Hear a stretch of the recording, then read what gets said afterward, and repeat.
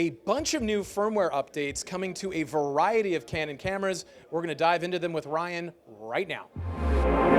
You're watching CineD, supported by B&H and CVP.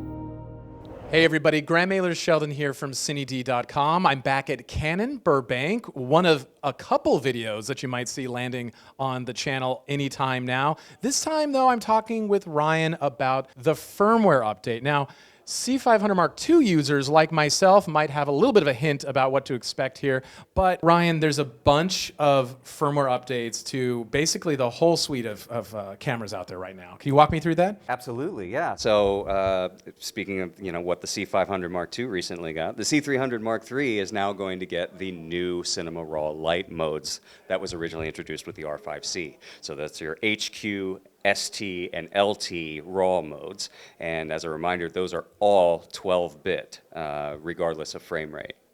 So you're going to have all of that option added in, and we keep the existing Cinema Raw Light for anybody that's used to working in that workflow. But it's just a welcome addition as far as RAW recording on the C300 Mark III.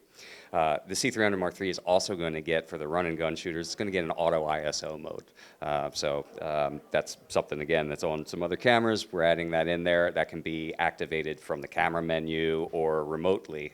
So if it's being used in multicam applications, you can trigger that. The entire line of cameras is getting the ability to output markers during playback. So if you have custom aspect ratio markers or safe zone markers, things like that, you're going to be able to view them during playback now.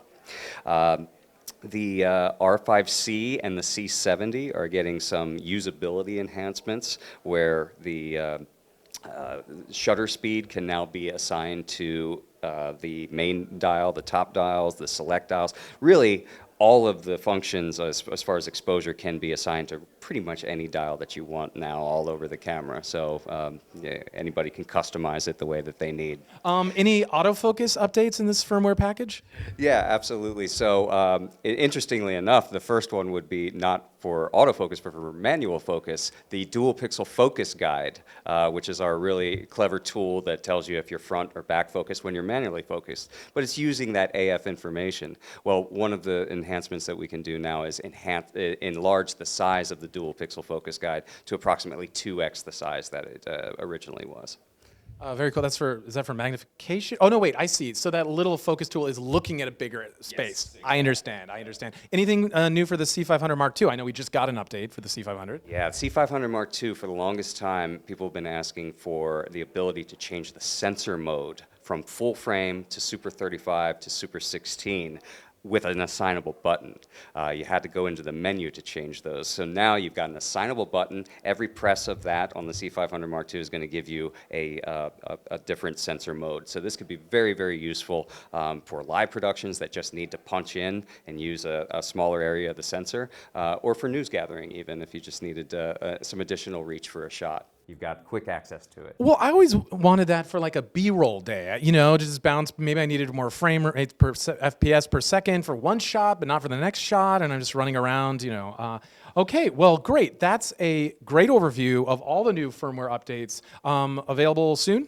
We're announcing them today, obviously, but should be available June 27th for download.